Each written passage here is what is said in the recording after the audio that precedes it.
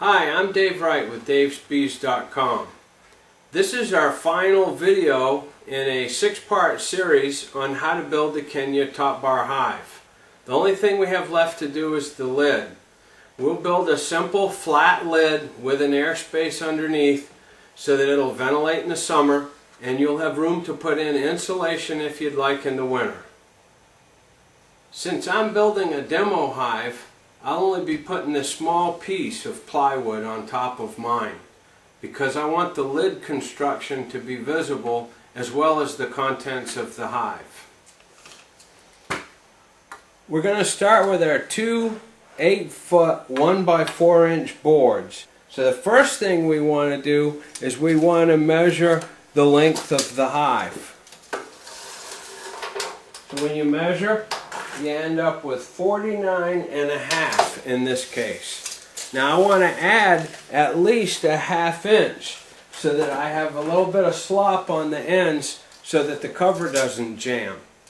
So I usually will put in a ½ inch. So our 49.5 will become an even 50. So let's go ahead and measure those off and cut them at 50 inches. I'm just going to cut these off. I'll have my two side rails.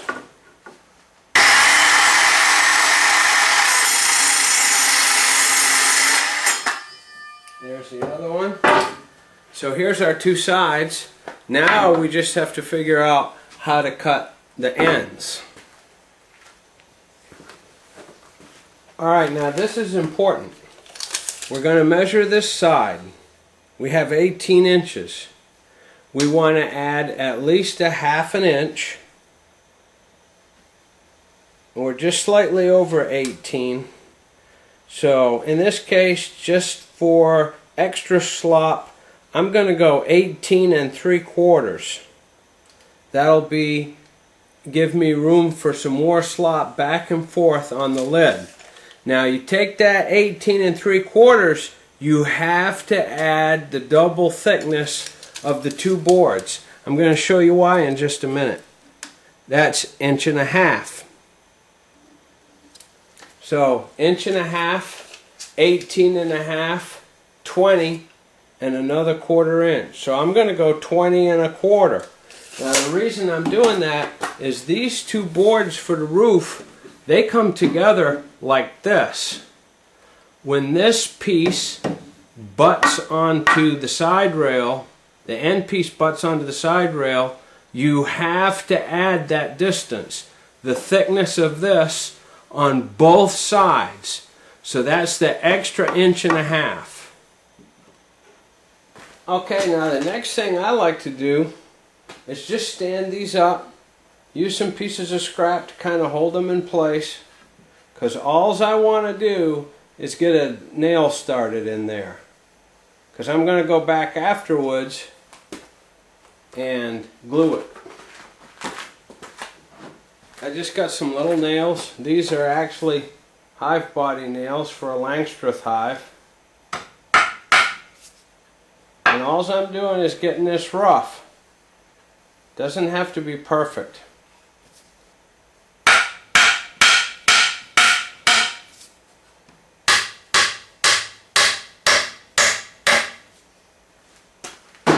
Got that.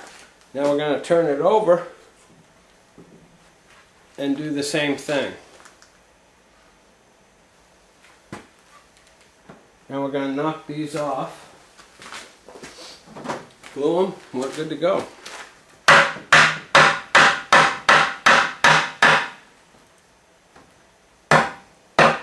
We could get cute and put our glue right in there. Let's try that. Let's be adventurous. Now, we didn't even take it apart.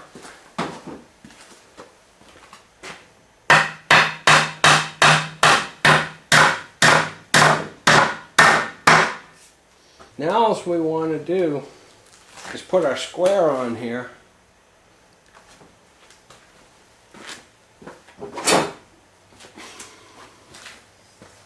If you have clamps, you can use them. Oh, that looks good. We can let it just sit right there. It's square, it's nailed, it's glued. We'll let it dry overnight.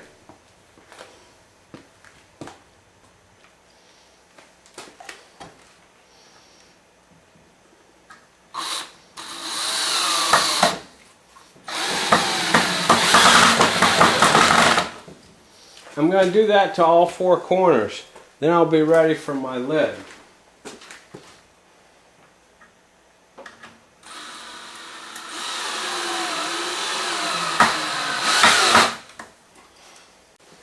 We've got this marked, so all we need to do is cut it, position it on the frame, and screw it on.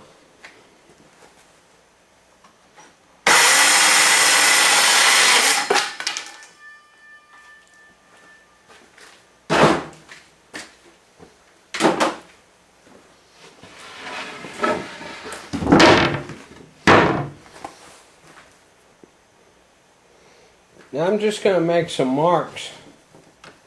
You could run a chalk line, whatever you want, to find my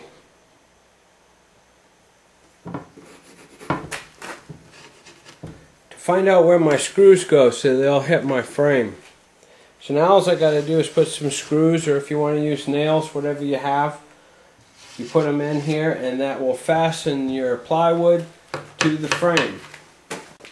Okay, let's put a couple of screws in here.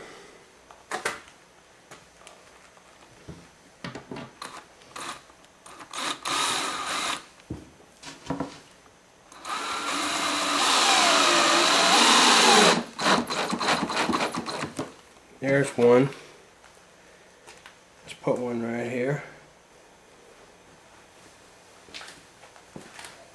Okay, here we got the lid. You can see now I only used half the plywood, but there it is inside. Makes a cover, not very heavy. On, you see I got slop end to end and side to side. Nice gap around the edges of the top bars, because remember the top bars form the top of the hive. This is simply a weather cover to keep the weather out. So you still got a gap in here. I can fit my hand in there. If you wanted to have insulation in the winter time, you got room for insulation. This is just a thin piece, but a full inch will fit in there. The most important thing is the box frame. If you had wanted to put a gable roof or something fancy on here, you would build it on this box frame. I like the flat myself because I can get my fingers under it and lift it up. Now, to cover this, I have two different things I've done. One is just a piece of this corrugated plastic, which I cut exactly to the edge, and then I use duct tape to hold it on. It works nicely. You just have to renew that duct tape each spring. I also like to use tin. Somebody gave me some of this and I have it laying around. I like it for the roofs. I'll leave the drip edge hanging over the side, and out here on the front I want another inch of overhang on both ends. That way it keeps the plywood out of the weather. All you do now is put your screws in to hold this down, and then coat it with roof coat. I use the white Cool Seal mobile home roof coating to coat mine. Usually put 3 or 4 coats on it, and that's it. Your cover is done. The only thing missing from this Kenya top bar hive is the bees.